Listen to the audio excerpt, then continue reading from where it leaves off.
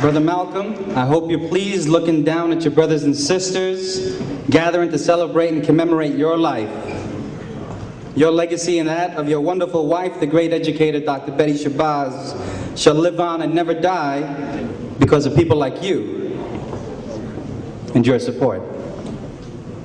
Our mission at the center is simple. Brother Malcolm always said, make it plain. So we keep it simple. We're going to continue the work of Malcolm X and Dr. Betty Shabazz through the advancement of human rights and social justice. Our program is going to reflect this.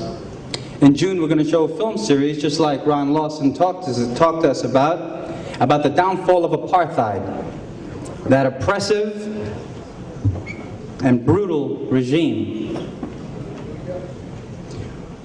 We're also going to have some interesting events. You know, last month in April, I was in Chicago to hear this gentleman speak. He had not been able to come to the United States in 6 years, and by chance, he and I and Congressman Keith Ellison were staying at the same hotel, and we happened to dine together. Keith Ellison is the first Muslim congressman in the United States. He converted to Islam at the age of 19 after reading whose autobiography? Malcolm X's biography. And we were sitting there at the table, and Congressman Ellison said, Brother Tariq Ramadan, he said, Zead has an interesting question for you. I said, Brother Tariq,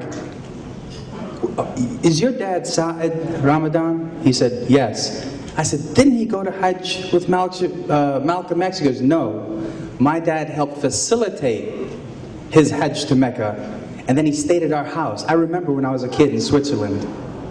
I said, MashaAllah. Tariq Ramadan is who's who, number 8 intellectuals in the world, number 8 on the list of intellectuals in the world, speaking 8 languages and a great Islamic scholar out of Europe. Well, I said to him, Brother Tariq, I'd love to have you over at the Shabazz Center to talk to us about a chapter of Malcolm's life that not many people know about, Malcolm in Europe. And he said, I'd love to. So inshallah in the fall, we're going to try to get Professor Tariq Ramadan, who teaches at Oxford here, to talk to us about a chapter of Malcolm's life that isn't known to many.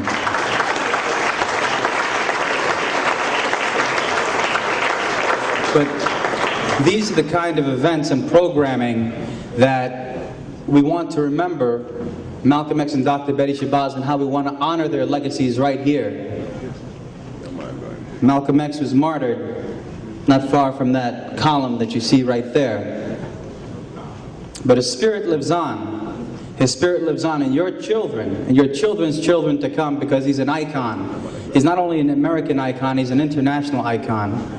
We have people coming here from Italy, from Alaska, from Japan. People all over the world, Australia, want to come here just to see where he was last and to see where the rebirth is beginning. And here at our center, we're going to cherish and honor their legacies for a good long time and generations to come. We hope you support us, and we thank you all for coming with us here today to commemorate and celebrate the life of Malcolm X. Assalamu alaikum. Good evening, ladies and gentlemen. Thank you so much for being with us.